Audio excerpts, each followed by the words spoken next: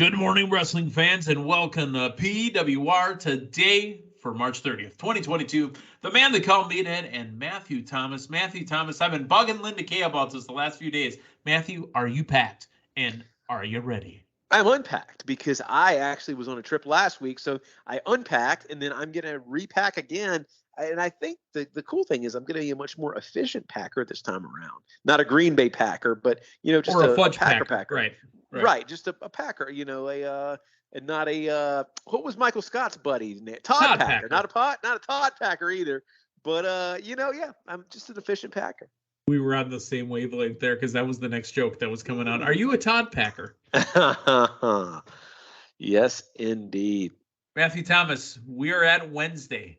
Linda Kay is in the air right now, depending on when you're listening to it. She could be in Dallas, in Big D.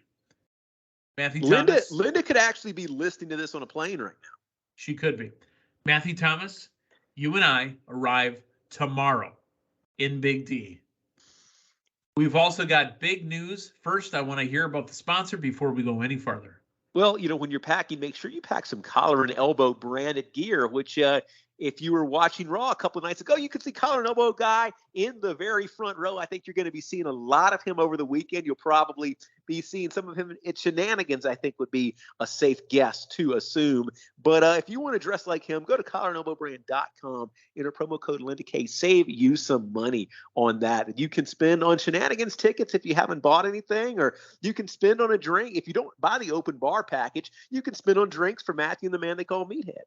That's right. Again, I'll be within walking distance from where I'm staying. Matthew, I know that you're going to be close as well. You might end up Ubering, but none of us are driving. I mean, who even gets rental cars anymore? I'm not getting a car. Are you getting a car? No, we'll just find our way around. So we will walk to wherever we need to walk to. Hey, it's a wrestling community, man. Everybody's in town. It's part of our communal fan base. We'll hitchhike if we need to. You can trust everybody.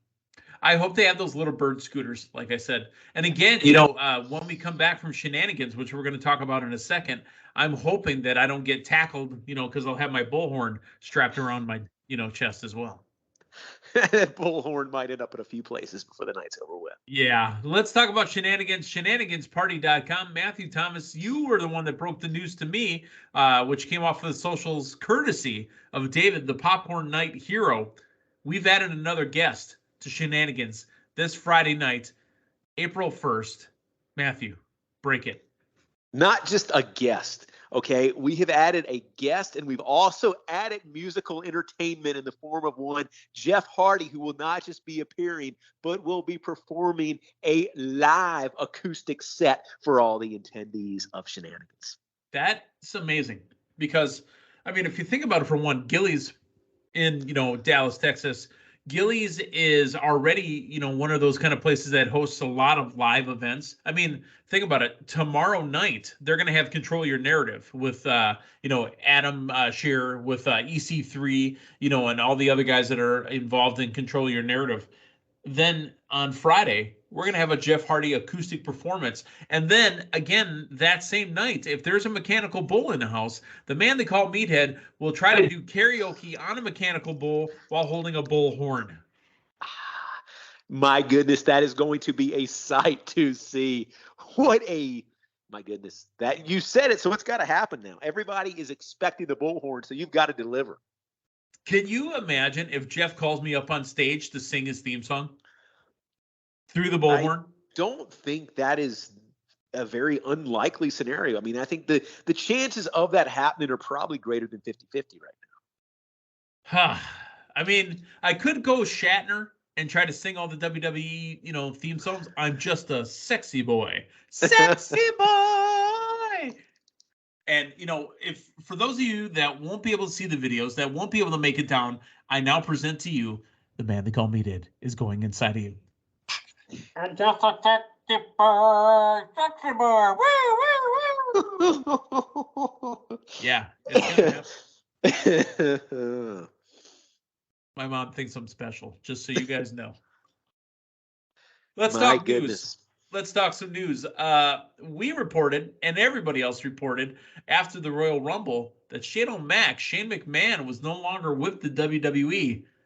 That may not be true. Shane O'Mac taken off TV. However, Shane McMahon has been doing some appearances apparently for the company, and he may show up at WrestleMania. Why not? I mean, I think a rumored match that was talked around for a while was, maybe him and Seth. So maybe we actually do. Maybe that's what we're building towards. Maybe that's the big surprise everybody's looking for is him and Seth, huh? It's possible. I mean, Shane McMahon was supposed to apparently have that program with Austin Theory, and they put Pat McAfee there, instead. But Shane McMahon, it would be a WrestleMania moment to see Shane McMahon show up and have that match with Seth in his own personal main event. Well, hey, if that's where they were going to, and he's back in the good graces, man, have him interfere. I mean, get us to Shane and Austin Theory in a month or so. We can still have some Shane interaction there. I think even if it is a red herring, I think you need to keep him clear of Seth in that plan. But I could also see him coming out before the true competition actually comes out. So here's a unique story. WWE went to file a complaint against John and Jane Doe of XYZ Corporations I've heard Friday. Of those guys in that company as well. In the United States District Court for the Northern District of Texas to prevent people from selling bootleg WWE merchandise within 5 miles of any WWE event in a specified time period. Okay. Now, they usually file the similar complaints around the WrestleMania season to stop bootleggers from capitalizing on the busiest week of the company. Here's what this provided for us that we never really got before. In this filing, they had to list every show they have planned for the rest of the year to keep them covered. So Matthew Thomas, we're talking from obviously the Raw after WrestleMania is going to be in Dallas. The first show after that is, right in our backyard in Milwaukee, Wisconsin, home of the world champion Bucks at the Fiserv Forum on April 8th. But then every other show that they're going to hold all the way through, I believe it's January 9th of 2023 is listed. So if you search for this list, you'll be able to see when WWE is coming to your town. I mean, of course, I looked for Wisconsin dates. They'll be back in Milwaukee. I think it was in December. They'll be back on December 12th. They'll be in Green Bay somewhere around in the middle of the summer. So, I mean, if you want to know when they're coming to town in your particular area, just find the article, and it is listed every single town. They've already booked the shows for the entire year.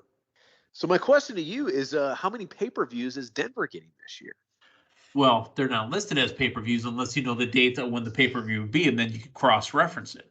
For example, if you did a Control F on this website, you could probably type in Pepsi Center. Or no, wait, yours is the Ball now, right? Yeah. The Ball Arena. That's right. Good thinking though. Yeah, here's what's kind of funny about this article, and I mentioned this to you off air. There's a bunch of them that just say WWE Performance Center. I gotta assume that's NXT, right? Yeah. One would think. My goodness. So what you're saying is, you could actually make a key to this thing. You could be a key maker. Could be a key maker. Here's the other thing that I caught from seeing WWE Performance Center. They're listed as April 12th at the Performance Center, and then not on April 19th, but they're also listed at April 26th. Are they going not live anymore? I mean, are they going to be like taping 2 shows on the 12th? Is WWE and NXT not going to be live every week? It wouldn't surprise me. I mean, it's the thing of it is, like, you've got a certain feel to Raw and SmackDown when they're live. Studio wrestling, I don't know that it is that imperative that it's live, because I don't know that that live feel necessarily translates from studio wrestling. Now, I went down the list a bunch of times here, and I didn't see, a history, or like a, repetitive thing where they were doing one and then gap and then one, then gap. For the most part, what I saw was it was every week, but there were some gaps in there where it wasn't listed. It could be a clerical error, and it could be just that they are going to knock out 2 shows in one particular taping. So, it's definitely worth looking over if you haven't yet, seen it. I would say type in, your city and see if it actually shows up, and how many times are they coming to your city or your town. But so what happens if John and or Jane Doe win the suit? Well, John would have to actually prove that he's John or Jane, and then go from there. I mean, does that change the WWE schedule? I mean, everybody's just assuming WWE is a big company. They're going to walk all over John and Jane Doe, man. But, you can't ever tell. Like, the big guy doesn't always win. Well, again, go ahead and search for the WWE court filings on the old Google machine. Matthew, ready to get into NXT from last night? Oh, absolutely. Well, they were ready to get into the show right away because as the show started, there was already a brawl as they were starting to come out to the ring. You had the team of L.A. Knight, MSK, taking on Walter and Imperium. Really hot start. Gunther. Walter. Say it right. Gunther. Hot start to the night. Yeah, no, they jumped right in, and here's the thing. I mean, Gunther and LA Knight, no matter what you call them, they are both main event, main roster talent. So when you hit that gas, man, and you've got these two guys in ring in any capacity from the start, it's going to have a big presentation feel to it. And it did, and it was. I thought it was an absolutely fantastic match. Imperium. I gotta sneeze, Matthew. Tell us a little bit more about Imperium. Bless you prematurely, Brett. Bless you. Imperium. It's a cool stable. I really like them. Really like that Gunther guy. And if you sneeze, Gunther is always like, "Hello, bless you, Meathead for sneezing." Did you sneeze yet? Oh yeah, I'm done already. Okay. Ivy Nile with Malcolm Bivens taking on Tiffany Stratton, and they also talked about what happened last week with her losing. For some reason, I'm spacing. Her grandmother's necklace. Yeah, her grandmother's necklace, the one that turns her into this awesome competitor. Yeah, I mean, you could definitely, if anybody out there's ever lost their grandmother's necklace, they could definitely relate to the storyline, especially if that necklace made you transform. Yeah. If that necklace made you transform. But yeah, what was interesting, I mean, these were two, between Ivy Nile and Tiffany Stratton, these were two fairly evenly matched competitors in the fact that they've been booked, very similar. But no, I mean, this was advancement in the storyline with Tiffany Stratton and who was the person's name that you just forgot? Ivy Nile, Diamond Mine. You're talking about Saray. Saray, yeah. So, I mean, this was used to further that storyline. Legado del Fantasma took on Josh Briggs and Brooks Jensen. They had Henley on their side. Fantasma had Lopez. And you know what? I still believe that Legado del Fantasma should be doing more. I think they have a great presentation. Yeah. And that's a team that's been around NXT for a while, at least 2 to 3 years. Yeah. And I don't feel they've reached their full potential yet. No, not at all. I mean, you've got a very good presentation there. Did you say Don Henley was also involved in this? Yes. I wasn't paying attention. Well, I mean, he's managing the Boys of Summer. So That's right. And I think they're getting their big main roster debut at Fastlane, huh? Fastlane. Yeah. Fastlane. Yeah. It's fantastic. Bravo. Off the Hotel California album. Yeah.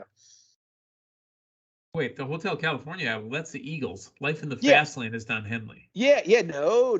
Yeah, he's on vocals, but I understand he's on vocals for the Eagles, but I mean, they're two separate albums. Yeah. No. Look it up, man. Life in the Fastlane is off of Hotel California. That was an Eagles release. Oh, yeah. Okay. Sure, they make you lose your mind, I guess. Yep. I'm telling you what, I'll put money on that. You'll put Idaho potato on it. All right. I'll put an Idaho potato or a Dallas drink. There you go. Raquel Gonzalez and Dakota Kai reunite to attack Toxic Attraction. Yes, they do. And, it's what we got here for storyline purposes. But my goodness, Toxic Attraction that's a main event stable right there. I mean, it's main event in NXT. It's main event in the main roster. I think that when they do, and it's such when you look at what's going on with Mandy Rose and also Dolph Ziggler right now, such a very distinct thing that we've got. And when Mandy goes up again, I think she needs to take the whole stable with her because they have built a top tier heel stable. I think so. Von Wagner with Robert Stone took on Bodie Hayward with Andre Chase. And I need more out of Von Wagner, and there's just not a ton there right now.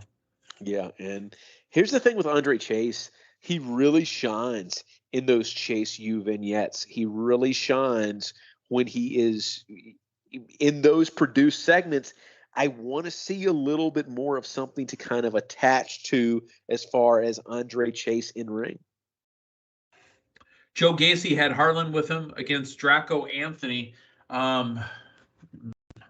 Joe Gacy is kind of fallen for me. I used to enjoy it, and there's really been no growth out of the initial shot out of the cannon. He's somebody that I think you've got to feature more consistently than you do. They're not featuring him regularly. I think he's kind of getting lost a little bit. And unfortunately, he's being overshadowed by Harlan. When he was up there cutting his promos. Literally. I mean, he's huge. Yeah. But this was probably the first time we've seen Joe Gacy actually wrestle in ring in a while. He's been that mouthpiece for Harlan. And I think that they've lost a little bit with that. You know, Harlan is a big, imposing guy. We've had a lot of those in wrestling. Joe Gacy, the way he's presented is, even though he looks a little bit like Kevin Owens, he's kind of his own thing. He's this safe space, lets everybody have a place in professional wrestling. Like, it's a very unique character. It's a potentially controversial character, and they've pulled back on that quite a bit. Yeah, it's kind of an odd spot. And Nikita Lyons and Sloane Jacobs. Now, Nikita Lyons gets a win, but then she's interrupted by Lash Legend. Go a bit on Lash Legend for me. Here's the thing. I think there's tremendous upside to Nikita Lyons. I think it is a potential not great decision by having her first feud, her first match, her first involvement with anybody that's not a squash match as Lash Legend, because I just let's go back to some of the Lash Legend matches that we've seen, and they've just been choppy. They've been choppy, and I don't think the presentation's there. I mean, she was introduced almost exclusively as a backstage segment, and I don't think. I think what we need to be seeing is Lash Legend having squash matches with enhancement talent for a while. Lash Legend is an enhancement talent. That's the problem. I was trying, not to say that in those certain terms, but I don't think we are ready for a Lash Legend feud with anybody. No. I want to talk about the little promo they gave us, the little vignette they gave us of Dolph Ziggler. I mean, we all know that he was in the Spirit Squad. Did you know that he was Kerwin R. White's caddy? Wait a minute. He was IRS. Was that what you said? No. He was Chavo Guerrero's caddy. I did not. Did you see that? Not. That was a surprise to me, man. I mean, it was when he had the short hair, and then they brought him back as Nicky. Yeah, it was interesting seeing that package with Dolph Ziggler and where we're at, man. I don't think many of us would have thought we were going into NXT's, their WrestleMania. Their WrestleMania with Ziggler as champion. And here's who I hope shows up at Stand and Deliver. I hope that crowd Stand and Delivers for Ziggler, because that's a guy who just the start and the stops with the Ziggler push throughout the years, who had basically found himself a spot smack dab in the middle of the card, still bumping like crazy, still putting people over. I hope what we see at Stand and Deliver is Dolph Ziggler showcase. I can't say appreciation night, appreciation afternoon, because we've got it, basically taking place at high noon Texas time, which I guess is Central time, right? Well, it depends on what part of Texas. Yeah, what time zone are we going to be in, Meathead? We're going to be in Central. You're going to be on Central time, Matthew. So let me tell you, the last week I've been on Pacific time because I was in a part of Idaho that observes Pacific time, and then I've been in Mountain time, which is where I currently reside. And so now you're telling me, I'm going to be in Central time, dude. There's so many different. And all your family's on Eastern time zone. Yeah, exactly. So but I haven't physically been in Eastern Time Zone here. Wait a minute. I guess I fly directly to. Fly directly to Dallas. So, although we're flying into different airports, so let me ask you this: is Dallas Fort Worth in the same time zone as Love Field is? Yes. The only No. part of Texas that observes a different time zone is like the western slice, like El Paso over there by, say, New Mexico, Arizona, that area over there. But most of Texas is central. I thought there was part of Texas that was Eastern Time Zone. No, it's not that big. Do you know? I bet you've got a thing with your fingers and your toes for time zones too. There's 4 of them. I don't need them that bad. Wait a minute. Wait a minute. I think it's more than 4. So there's Eastern, there's Pacific, there's Mountain, and there's Central. I guess there is only 4. Yes. But wait a minute. No. Hawaii is something different than Alaska. I'm talking about the continental U.S. Alaska's on Pacific. Is Alaska on Pacific? Yeah. Really? So Hawaii is on which part of Alaska? Yeah. That's it's time zones are confusing. You know what?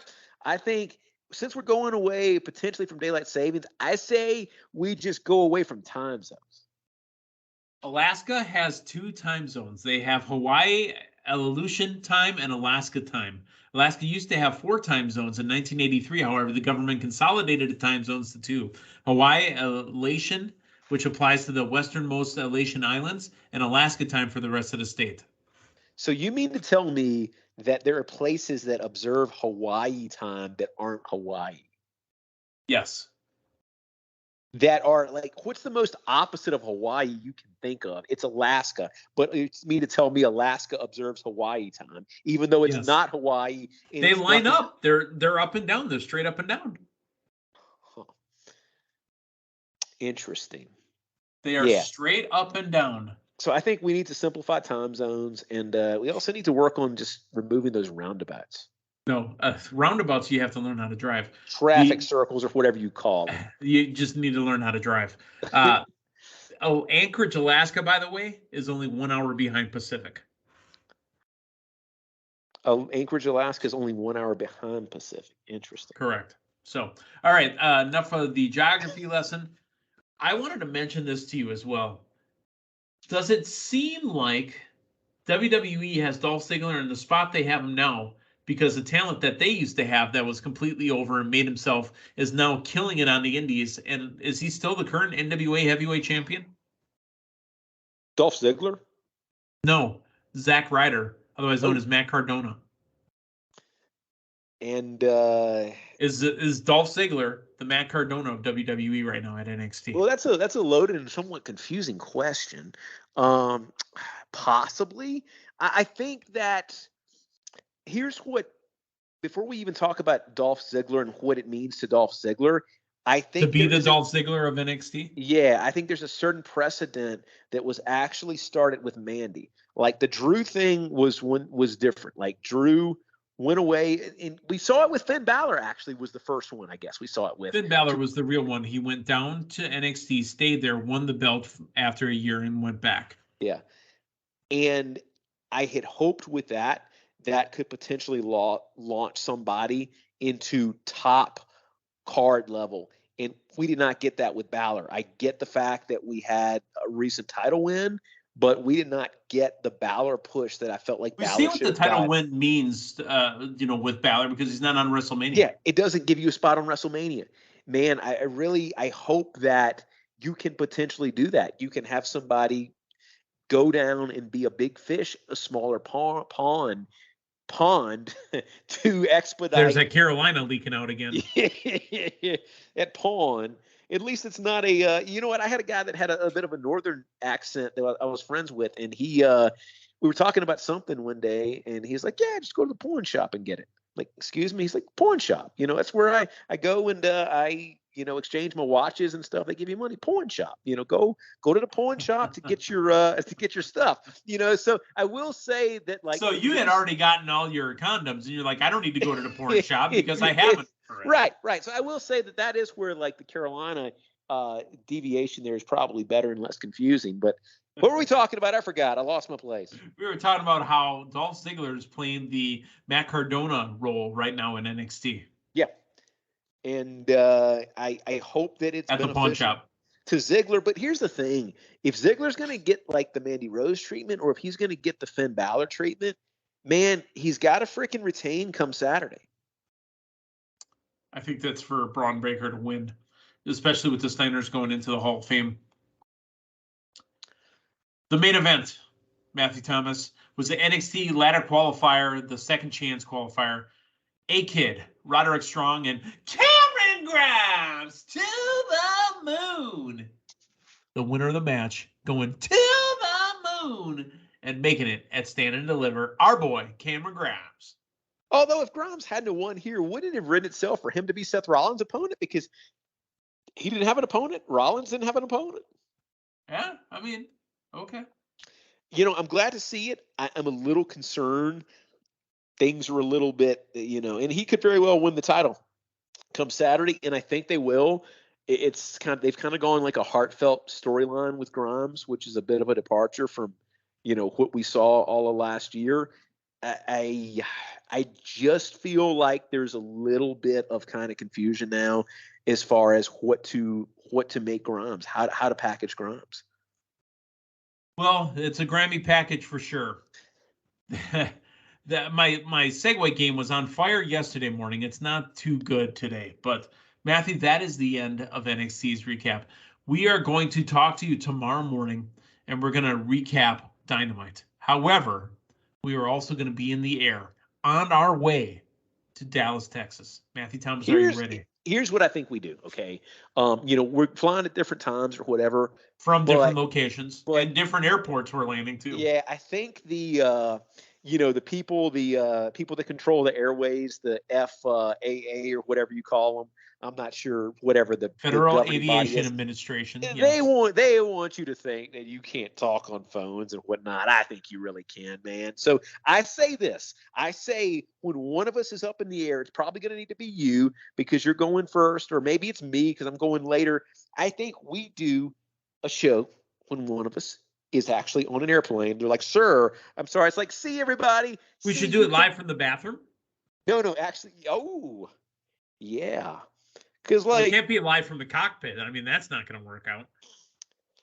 No, here's what we do. One of us has a note, and we give it to the flight attendant. It says, please, it's like, it is imperative that you give this to the pilot, okay? And then you say, hello, I'm Matthew Thomas from PWR Today. You might be a fan, not sure, but we're on our way to WrestleMania, and we'd like to do our show in the cockpit. And I'm sure he'd be like, come on down. And they probably Matthew, how old are you? I mean, you're younger than me, but are you old enough to have flown a plane before where you got invited up to meet the captain and look at join him in the cockpit? I never, I actually, the first time I ever flew was after 9/11. So the answer to that is no. No. So I did. I flew Eastern Airlines, and when they were turning around, leaving out of Fort Myers, and the plane started making a nice big left turn, I'm like, what did I do? What did I do? What did I do? Way to mess up an 8-year-old kid, guys. Oh, my goodness. Whew. All right, Matthew Thomas, tomorrow morning, we will get it going. So for Matthew Thomas, the man they call Meathead, thanks for stopping by. We're going to talk to you from either the plane or from Dallas or from the airport or from the toilet. Or possibly jail. Yeah, or possibly FAA jail. So long, everyone.